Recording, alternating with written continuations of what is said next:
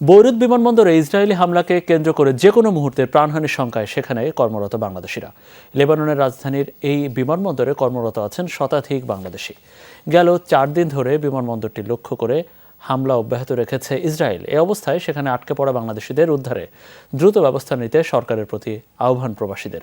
Lebanon থেকে সহকর্মী বাবু সাহার প্রতিবেদন।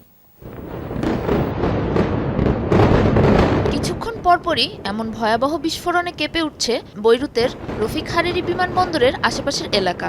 গেল বুধবার থেকে লেবাননের কেন্দ্রস্থল লক্ষ্য করে হামলার পরিধি বাড়িয়েছে ইসরায়েলি বিমান বাহিনী, যার অন্যতম লক্ষ্য পরিণত হয়েছে এই বিমানবন্দর এলাকা। রফিক হারিরি বিমানবন্দরে কর্মরত আছেন শতাধিক বাংলাদেশি। এদের বেশিরভাগই পরিচ্ছন্নতা কর্মী। ইসরায়েলি বিমান হামলা শুরুর পর থেকেই তারা আটকা পড়েছেন এয়ারপোর্টে। কোম্পানি আমাদেরকে বাংলাদেশে যাওয়ার জন্য কোনো অনুমতি দিচ্ছে না আর দেবেও না। তারা আমাদেরকে জোরপূর্বক কাজ করাইতেছে, কাজ করাবার জন্য আমাদের প্রতি অনেক টর্চারিং করতেছে। এই অবস্থায় যে কোনো মুহূর্তে বড় ধরনের হামলা হতে পারে বিমানবন্দরটিতে, ফলে প্রাণহানির শঙ্কায় সেখানে কর্মরত বাংলাদেশিরা। এই পরিস্থিতি থেকে উদ্ধারের জন্য সরকারের কাছে আহ্বান তাদের।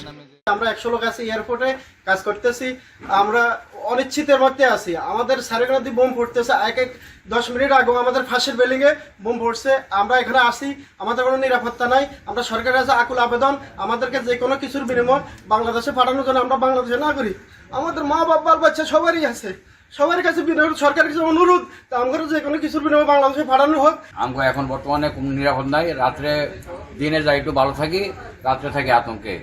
মানে যত দ্রুত আমরা দেশে পাঠানোর যে ব্যবস্থা করে, এটাই আমার আকুল আবেদন। এ কঠিন পরিস্থিতিতে বিমানবন্দর কর্তৃপক্ষের অসহযোগিতার কথাও জানান আটকে পড়া বাংলাদেশিরা।